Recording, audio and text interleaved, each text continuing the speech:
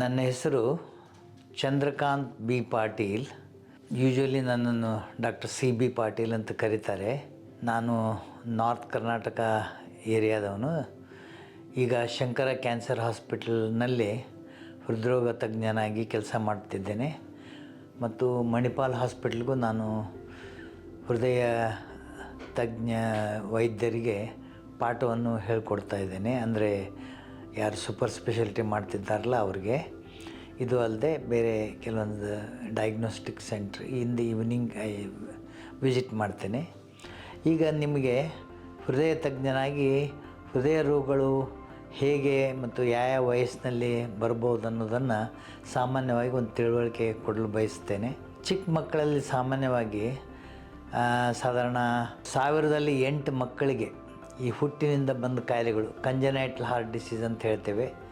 ಅವು ರಂಧ್ರಗಳಿರ್ಬೋದು ಅಥವಾ ಸೈನೋಟಿಕ್ heart disease ಅಂದರೆ ಬ್ಲೂ ಬೇಬಿ ಅಂತ ಏನು ನೀವು ಕರಿತಿರಲ್ಲ ಅದಿರ್ಬೋದು. ಇವು ಯಾವುದಾದ್ರೂ ಕಾಯಿಲೆಗಳು ಬರಬಹುದು. ಯೂಶ್ವಲಿ ಮದರ್ಸ್ನಲ್ಲೇ ಫಸ್ಟ್ ಟ್ರೈಮೆಸ್ಟರ್ ಅಂತ ಮೊದಲೇ 3 ತಿಂಗಳಿನಲ್ಲೇ ಮದರು ಈ ಎಪಿಲೆಪ್ಸಿ ಅಂತ ಏನು ನೀವು ಸಿಸರ್ ಡಿಸಾರ್ಡರ್ ಫಿಟ್ಸ್ ಅಂತ ಹೇಳ್ತೀವಲ್ಲ ಅದಕ್ಕೇನಾರು ಔಷಧ ತೊಗೊತಾ ಇದ್ದರೆ, ಅಥವಾ ಮದರ್ ಆಲ್ಕೋಹಾಲ್ ಹ್ಯಾಬಿಟ್ ಏನಾರು ಇದ್ದರೆ, ಅಥವಾ ಸ್ಮೋಕಿಂಗ್ ಮಾಡ್ತಾಯಿದ್ರೆ, ಅಥವಾ ಶುಗರ್ ಏನಾರ ಮದರ್ನಲ್ಲಿದ್ದರೆ, ಇವೆಲ್ಲ ಮದರ್ನಲ್ಲೂ ಈ ಕಂಜನೈಟಲ್ ಹಾರ್ಟ್ ಡಿಸೀಸ್ ಹುಟ್ಟಿನಿಂದ ಬಂದ ಕಾಯಿಲೆ ಆ ಮದರ್ಗೆ ಇದ್ದರೆ ಅಥವಾ ಫಾದರ್ನಲ್ಲಿದ್ದರೆ ಅಂಥ ಮಕ್ಕಳಿಗೆ ಇದು ಸಾಮಾನ್ಯವಾಗಿ ಕಂಡು ಬರ್ತದೆ. ಮತ್ತು ಇದಕ್ಕೆಲ್ಲನೂ ಈಗ ಹೆಚ್ಚು ಕಡಿಮೆ ಪೀಡಿಯಾಟ್ರಿಕ್ ಕಾರ್ಡಿಯಾಲಜಿಸ್ಟ್ ಅಂತೇನು ಚಿಕ್ಕ ಮಕ್ಕಳು ಹೃದ್ರೋಗ ತಜ್ಞರು ಅದಕ್ಕೆ ಎಲ್ಲ ಥರದ ಟ್ರೀಟ್ಮೆಂಟನ್ನು ಕೊಡ್ತಾರೆ. ಅಂಥ ಮಕ್ಕಳನ್ನು ನಾವು ಮುಂದೆ ಬೆಳವಣಿಗೆ ಮಾಡ್ಬೋದು. ಸರಿಯಾದ ಟೈಮ್ನಲ್ಲೇ ಈ ಕಾಯಿಲೆಗಳನ್ನು ಕಂಡುಹಿಡಿದು ಈವನ್ ನವೇಡೇಸ್ ಫಿಟ್ಲಿ ಇಕೋಕಾರ್ಡಿಯೋಗ್ರಫಿ ಅಂತ ಹೇಳ್ತೀವಿ, ವೇರ್ ಮದರ್ ವೂಮ್ನಲ್ಲೇ ಇಕೋಕಾರ್ಡಿಯೋಗ್ರಾಮ್ ಮಾಡ್ತಾರೆ. ಅವಾಗೂ ಕಂಡು ಹಿಡಿದು ಅದಕ್ಕೂ ಟ್ರೀಟ್ಮೆಂಟ್ ಸಜೆಸ್ಟ್ ಮಾಡ್ತಾರೆ. ಇನ್ನು ಹುಟ್ಟಿದ ಮೇಲೂ ಇಮಿಡಿಯೇಟ್ಲಿ ಏನು ತೊಂದರೆ ಇರ್ತದಲ್ಲ, ಉಸಿರು ಕಟ್ಟೋದಿರ್ಬೋದು, ಅಥವಾ ಅವ್ರಿಗೆ ಮಕ್ಕಳಿಗೆ ಹಾರ್ಟ್ ರೇಟ್ ಜಾಸ್ತಿ ಆಗಿರ್ಬೋದು, ಅಥವಾ ನೀಲಿ ಬಣ್ಣ ಕಂಡು ಬಂದಿರ್ಬೋದು, ಮಗು ಉಸಿರಾಡ್ಲಿಕ್ಕೆ ತೊಂದರೆ ಆಗ್ಬೋದು, ಫೀಡಿಂಗ್ ಡಿಫಿಕಲ್ಟಿ ಆಗ್ಬೋದು.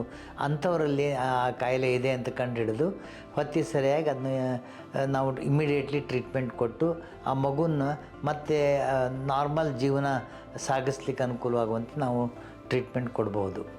ಇನ್ನು ಚಿಕ್ಕ ಮಕ್ಕಳಲ್ಲಿ ಸಾಧಾರಣ 5ರಿಂದ 15 ವರ್ಷ ಸ್ಕೂಲ್ ಗೋಯಿಂಗ್ ಚಿಲ್ಡ್ರನ್ ಅಂತ ಹೇಳ್ತೀವಿ.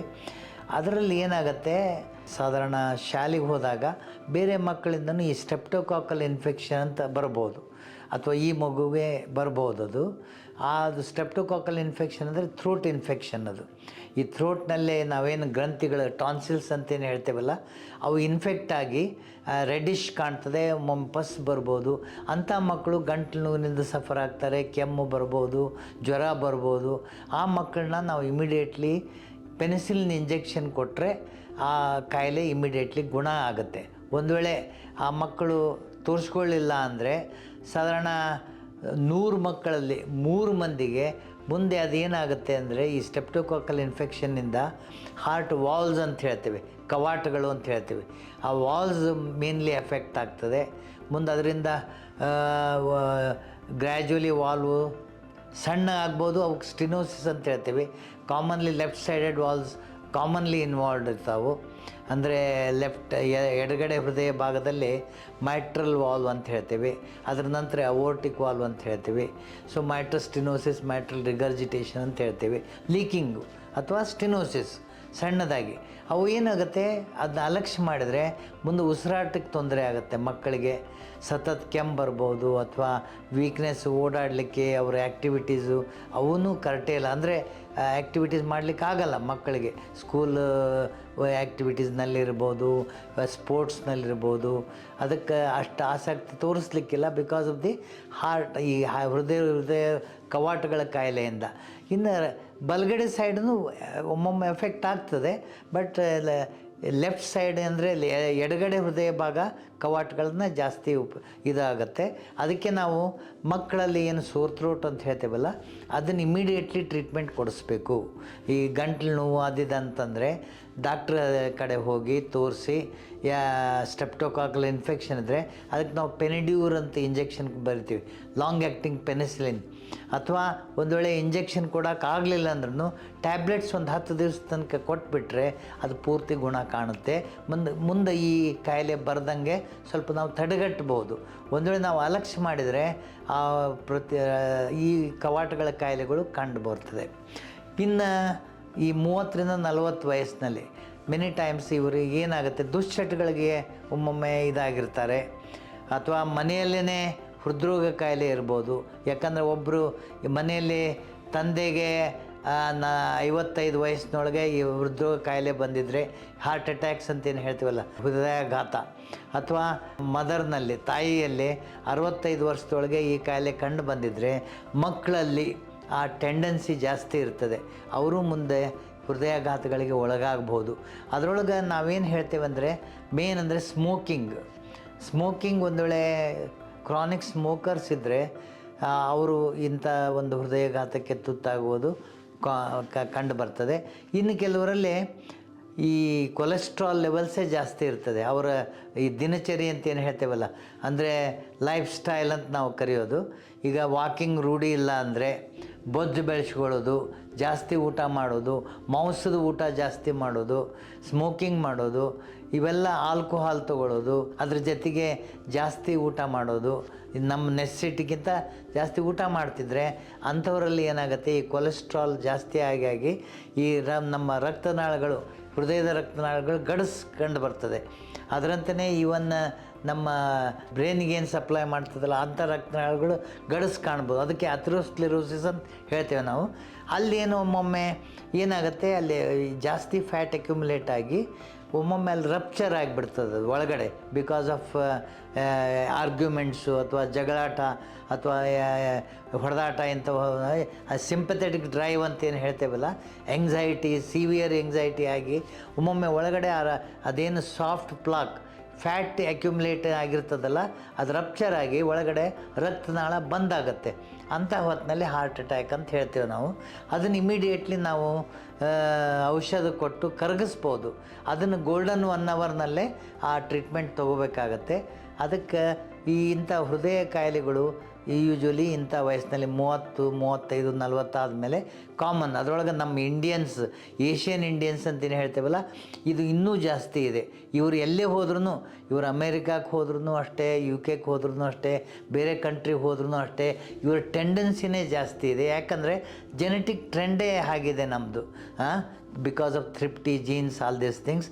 ಸೊ ಅದಕ್ಕೆ ನಾವೇನು ಮಾಡಬೇಕಂದ್ರೆ ನಮ್ಮ ಒಂದು ಲೈಫ್ ಸ್ಟೈಲನ್ನು ನಾವು ಸರಿಯಾಗಿ ಇಟ್ಕೊಂಡ್ರೆ ಇಂಥ ಕಾಯಿಲೆಗಳನ್ನು ನಾವು ಸರಿಯಾಗಿ ತಡೆಗಟ್ಬೋದು.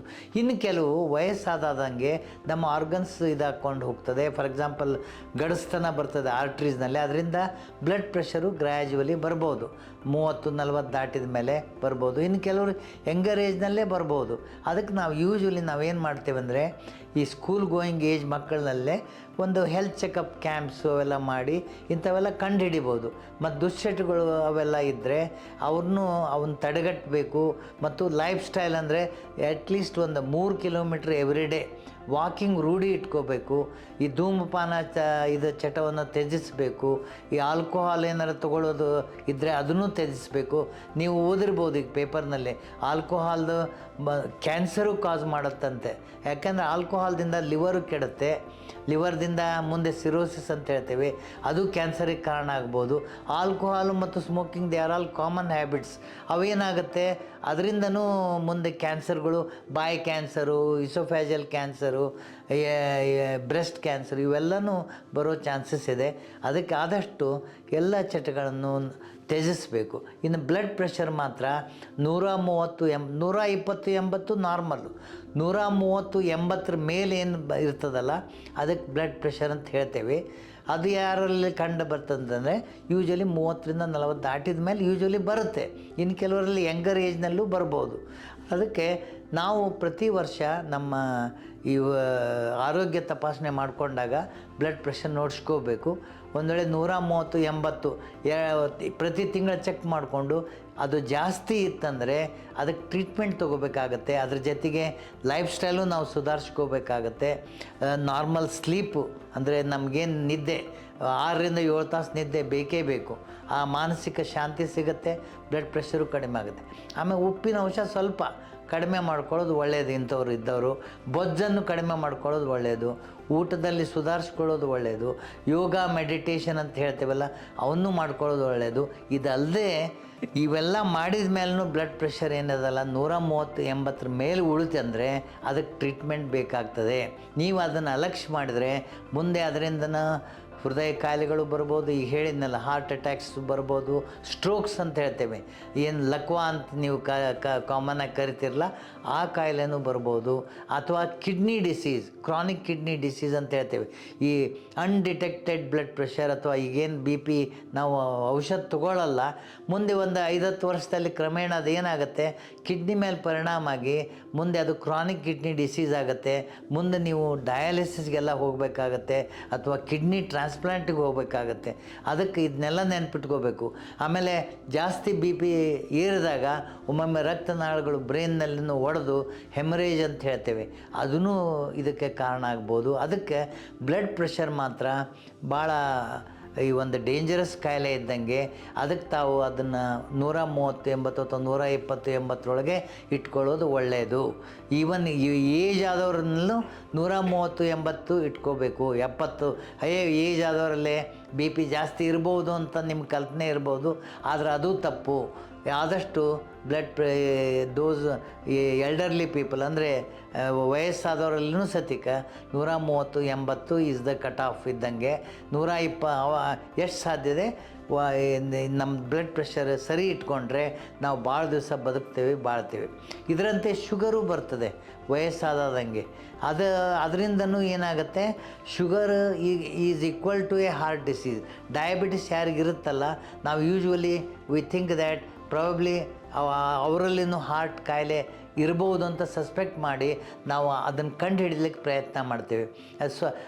ಬೇಕಾದಷ್ಟು ವೇಸ್ ಇದೆ. ECG ತೆಗಿತೀವಿ, ಈ ಕೊರೋನರಿ ಕ್ಯಾಲ್ಶಿಯಂ ಸ್ಕೋರ್ ಅಂತ ಮಾಡ್ತೇವೆ, ಈವನ್ ಸಮ್ಟೈಮ್ಸ್ ಈ ಕೊರೋನರಿ CT ಆ್ಯಂಜಿಯೋಗ್ರಾಮ್ ಅಂತ ಮಾಡ್ತೇವೆ, ಅಥವಾ ರುಟೀನಾಗಿಯೇ ಆ್ಯಂಜಿಯೋಗ್ರಾಮ್ನೂ ಬೇಕಾಗ್ಬೋದು ಕೆಲವು ಮಂದಿಗೆ. ಅದಕ್ಕೆ ಯಾರು 5-10 ವರ್ಷದ ಮೇಲೆ ಶುಗರ್ನಿಂದ ನರಳ್ತಾ ಇದ್ದಾರೆ, ಆದಷ್ಟು ಶುಗರ್ ಏನಿದೆಯಲ್ಲ ಫಾಸ್ಟಿಂಗ್ನಲ್ಲಿ 100-110 ಇರಬೇಕು ಮ್ಯಾಕ್ಸಿಮಮ್ಮು. ಆಮೇಲೆ ಊಟ ಆದಮೇಲೆ ಸತ್ಯಕ್ಕೆ 140-160 ದಾಟಬಾರ್ದು. ಯಾರಿಗಿದು ಈ ಲೆವೆಲ್ಸ್ ಇರುತ್ತಲ್ಲ ಅವರು ಒಂದು ಲೈಫ್ ಸ್ಟೈಲು ಇಂಪ್ರೂವ್ಮೆಂಟ್ ಮಾಡ್ಕೊಳ್ಳೇಬೇಕು. ಆದಷ್ಟು ಶುಗರು ಸ್ವೀಟ್ಸ್ ಎಲ್ಲ ಅವಾಯ್ಡ್ ಮಾಡಬೇಕು. ಆಮೇಲೆ ಆದಷ್ಟು ಕಾಯಿಪಲ್ಯ ಜಾಸ್ತಿ ತಿನ್ನಬೇಕು. ಈ ಅನ್ನ, ಮುದ್ದೆ, ರೊಟ್ಟಿ, ಚಪಾತಿ ಇವೇನು ಕಾರ್ಬೋಹೈಡ್ರೇಟ್ಸ್ ಅಂತ ಹೇಳ್ತೀವಲ್ಲ ಅವನ್ನ ಸ್ವಲ್ಪ ಕಡಿಮೆ ಮಾಡ್ಕೋಬೇಕು. ಪ್ರೋಟೀನ್ಸ್ ಕಂಟೆಂಟ್ ಬೇಳೆಕಾಳು, ಪೀಸು ಇಂಥವೆಲ್ಲ ಜಾಸ್ತಿ ಯೂಸ್ ಮಾಡ್ಕೋಬೇಕು. ಫ್ಯಾಟ್ಸ್ ಆದಷ್ಟು ಅವಾಯ್ಡ್ ಮಾಡೋದು ಒಳ್ಳೆಯದು. ಲೈಕ್ ಮಾಂಸ, ಮೊಟ್ಟೆ ಇವೆಲ್ಲ ಏನಿದೆಯಲ್ಲ, ಮಾಂಸದ ರೆಡ್ ಮೀಟ್ ಅಂತೂ ಅವಾಯ್ಡ್ ಮಾಡಲೇಬೇಕು. ವೈಟ್ ಮೀಟ್ ಒಂದು ವೇಳೆ ರೂಢಿ ಇದ್ದರೆ ಇವಾಗ ತೊಗೋಬೋದು. ಆ್ಯಂಡ್ ಇದ್ರ ಜೊತೆಗೆ ನಾ ಹೇಳಿದ್ನೆಲ್ಲ ಕಾರ್ಬೋಹೈಡ್ರೇಟ್ಸ್ ಕಂಟೆಂಟ್ಸ್ ಕಡಿಮೆ ಮಾಡಿಕೊಂಡು, ಪ್ರೋಟೀನ್ ಸ್ವಲ್ಪ ಜಾಸ್ತಿ ಮಾಡಿಕೊಂಡು, ಫ್ಯಾಟ್ಸು ರಿಸ್ಟ್ರಿಕ್ಟ್ ಮಾಡಿಕೊಂಡು, ಇದೆಲ್ಲ ಯಾವಾಗ ಆಗುತ್ತಂದರೆ ನಾವು ಊಟದಲ್ಲಿ ಸರಿ ಒಂದು ನಿಯಮಿತವಾಗಿ ಊಟನೂ ಮಾಡಬೇಕು. ಇದ್ರ ಜೊತೆಗೆ ವಾಕಿಂಗು ಮಾಡಲೇಬೇಕು. 3-5 ಕಿಲೋ ನಡಿಬೇಕು. ಅಂದರೆ ಶುಗರು ಕಡಿಮೆ ಆಗುತ್ತೆ ದೇಹದಲ್ಲಿ ಮತ್ತು ಹಾರ್ಟ್ ಹೆಲ್ತ್ಗೂ ಅದು ಒಳ್ಳೆಯದಾಗತ್ತೆ.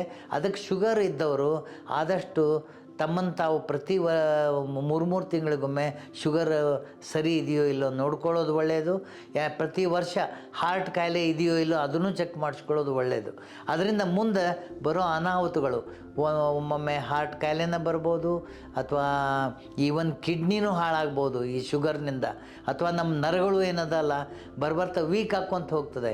ಸೊ ಅದಕ್ಕೆ ಆದಷ್ಟು ವಿಟಮಿನ್ಸ್ B12 ಅಂತ ಹೇಳ್ತೇವೆ, B1 ಅಂತ ಹೇಳ್ತೇವೆ, ಅವನ್ನೆಲ್ಲ ಸ್ವಲ್ಪ ಸಪ್ಲಿಮೆಂಟ್ಸ್ನು ಮಾಡ್ಕೋಬೇಕಾಗತ್ತೆ. ಆಹಾರದಲ್ಲಿ ಸುಧಾರಿಸ್ಕೊಂಡು ವೆಜಿಟೇಬಲ್ಸ್ ಜಾಸ್ತಿ ತಿನ್ನಬೇಕು.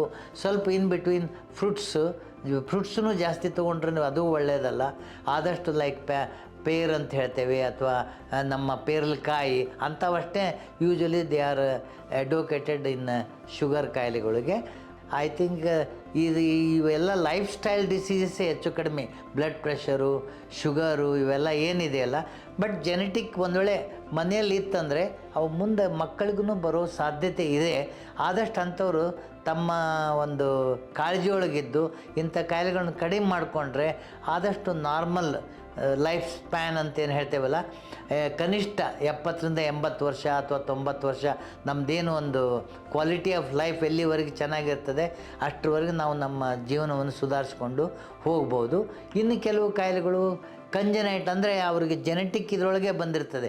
ಕಾರ್ಡಿಯೋಮಯೋಪತೀಸ್ ಅಂತ ಹೇಳ್ತೇವೆ, ಕಾರ್ಡಿಯೋಮಯೋಪತೀಸ್, ಚಾನಲೋಪತೀಸ್ ಅಂತ ಹೇಳ್ತೇವೆ. ಅವು ಏನಾಗುತ್ತೆ, ಸಡನ್ ಡೆತ್ಸು ಸಮ್ಟೈಮ್ಸ್ ಈ ಮಕ್ಕಳಲ್ಲೇ ಆಟ ಆಡಬೇಕಾದ್ರೆ ಅದು ಅಂಥವರು ಡೆತ್ಸ್ ಆಗಿದ್ದು ಉಂಟು.